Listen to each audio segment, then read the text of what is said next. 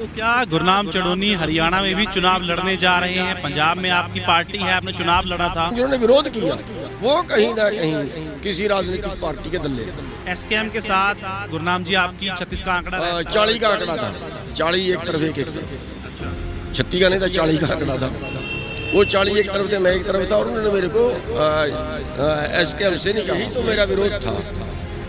40 का आंकड़ा इसीलिए था कि वो जो 40 थे वो इस बात पे थे कि हम यहाँ से आगे ना चले, जहाँ पे बैठ गए वहाँ से आगे ना चले, और सरकार इस बात पे थी कि अगर ये यहाँ बैठे हैं तो हमें तकलीफ क्या है। नवंबर का महीना चल रहा है और नवंबर के महीने में 3 साल पहले 25 तारीख को किसानों ने दिल्ली कूच किया था और 19 नवंबर को प्रधानमंत्री नरेंद्र मोदी ने तीनों कृषि कानूनों की वापसी की थी। तो वहीं इसी उपलक्ष्य में जन आक्रोश रैली जो है वो गुरनाम सिंह चढ़ोनी 23 तारीख को पिपली में करने जा रहे हैं। ये रैली क्या हरियाणा की दशा और दिशा बदलेगी? तो बातचीत करने के लिए किसान नेता गुरनाम चढ़ोनी हमारे साथ मौजूद है। बात करते हैं। गुरनाम जी, रैली आप कर रहे हैं, हर साल रैली करते हैं, इस बार रैली का क्या मोटिव रखा गया, क्या लक्ष्य लेकर चल रहे हैं? देखिए, जहाँ तक तो तरीक़ों का सवाल है, इसी हफ्ते में हमने दिल्ली कूच किया था 25 नवंबर 20 को, और जहाँ हम खड़े हैं करीब करीब यहीं से वो शुरू हुआ था, और इससे थोड़ा पीछे मोड़ा से, और सारे बैरिकेड तोड़ते हम दिल्ली पहुँचे थे। पुलिस ने बहुत पानी की फुहारें और आंसू गैस के गोले डंडे बहुत कुछ उन्होंने किया था। और दूसरा है कि इसी हफ्ते में 19 नवंबर 21 को जो है दुनिया के सबसे बड़े तानाशाह, जो आज के सबसे बड़े तानाशाह हैं मोदी जी, उनको झुकना पड़ा था किसानों के इकट्ठ के आगे, किसानों की एकता के आगे। तो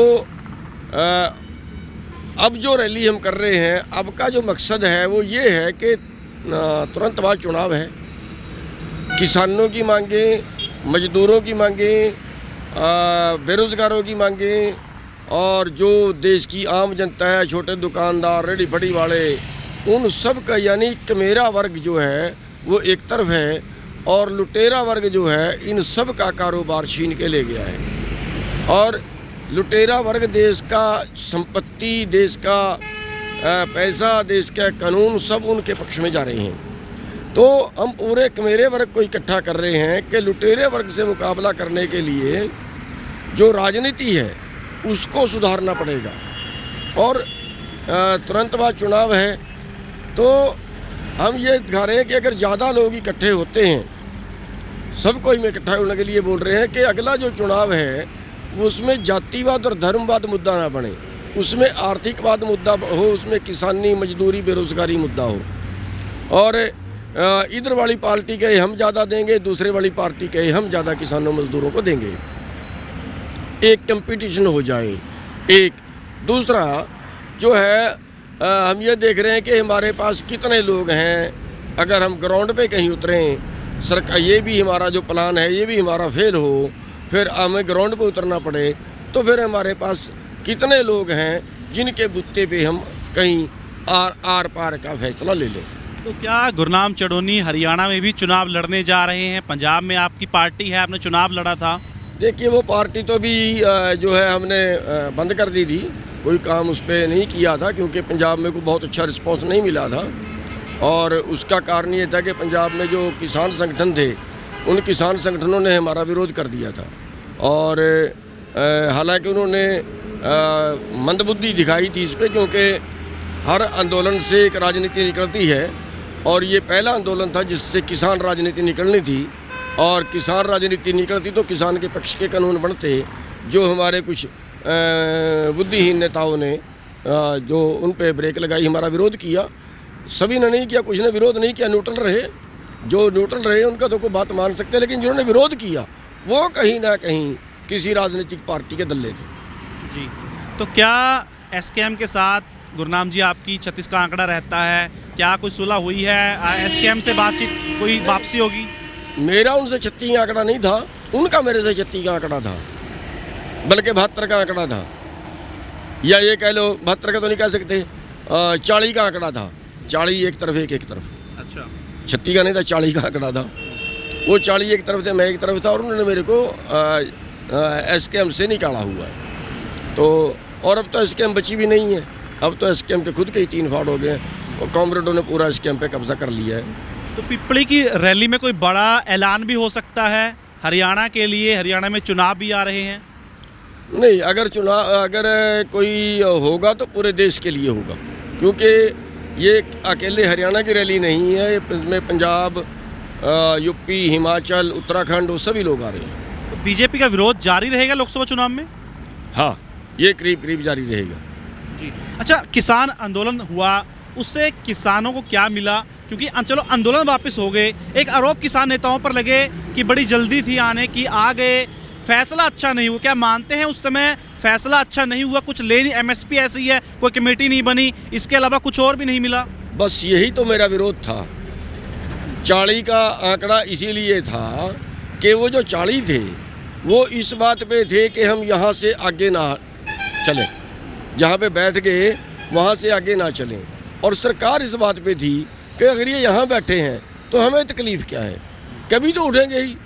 और आखिरकार इन्होंने मेरे से छुपा के चिट्ठी लिखी थी कि एक कानून वापस ले लो, एक को जो है वो स्टेटों के हवाले कर दो और एक पे कमेटी बना दो, और एमएसपी का जिक्र ही नहीं था।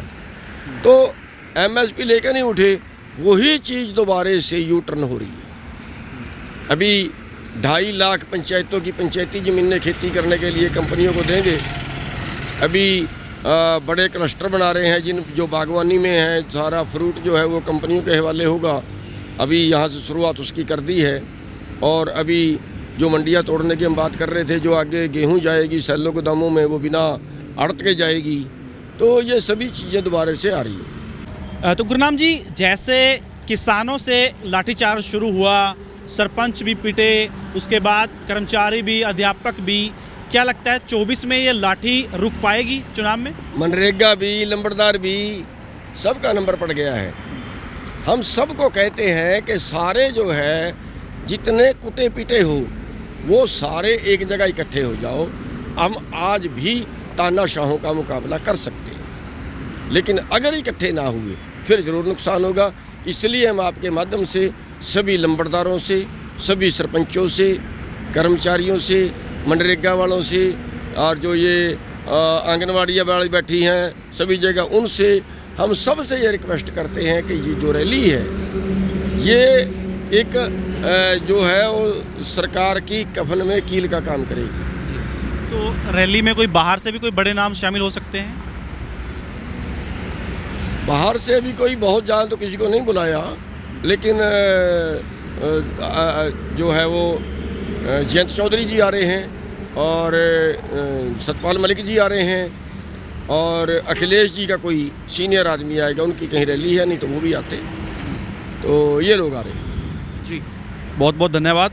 तो ये थे गुरनाम सिंह चडूनी। साफ तौर पर कहना है कि सरकार जो है लाठीचार्ज की सरकार है, और 23 तारीख को पिपली में जो ये रैली करने जा रहे हैं उसके किसानों के जो आंदोलन है, जो मांगे हैं, उनको बल मिलेगा। और आगे जो लड़ाई है वो केंद्र सरकार के खिलाफ, हरियाणा सरकार के खिलाफ किस तरीके से लड़नी है ताकि जो किसानों की मांगे हैं वो पूरी हो सकें।